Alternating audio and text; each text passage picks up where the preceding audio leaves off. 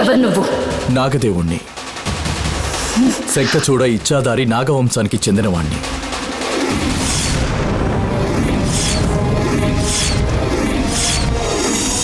నేను నీతో కొంచెం మాట్లాడాలి.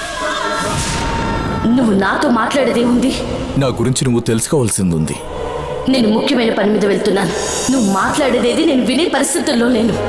నేను చెప్పేది నువ్వు వినే తీరాలి. ఎందుకంటే ఇదొక నాగజాతి శోకగాథ. ఎవరికి శోకం లేనిది నీకన్నా పెద్ద శోకగాథ నాకుంది. దాన్ని తీర్చుకోవడానికి నేను వెళ్తున్నాను. నీ తొందర నాకు అర్థమైంది. కానీ నిన్ను చూసిన వెంటనే నా మనసులో ఉన్నది మొత్తం నీకు చెప్పాలనిపించింది. నేను చెప్పేది కొంచెం ఓర్పుగా విను. ఇచ్చదారి వంశంలో మమ్మల్ని శంఖచూడులంటారు.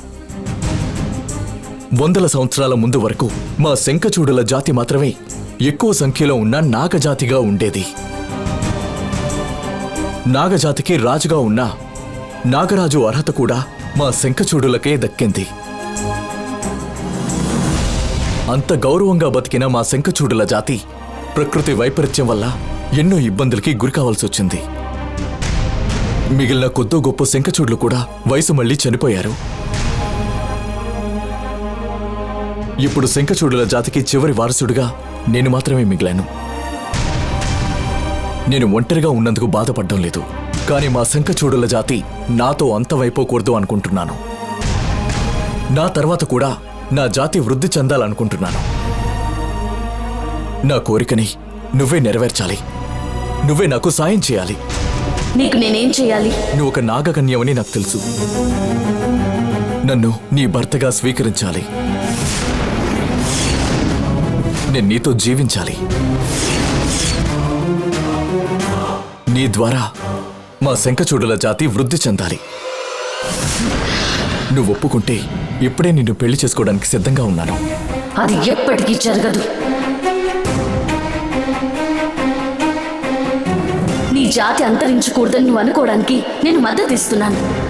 కానీ అందుకని నా జీవితాన్ని ఇవ్వడం కుదరదు. ఈ అడవిలో ఎన్నో సంవత్సరాలుగా వేదంతో తిరుగుతున్న నాకు నిన్ను చూడగానే నమ్మకం కలిగింది. ఆ నమ్మకం వదులుకోవడానికి నేను సిద్ధంగా లేను. దయచేసి నీ మనసు మార్చుకో.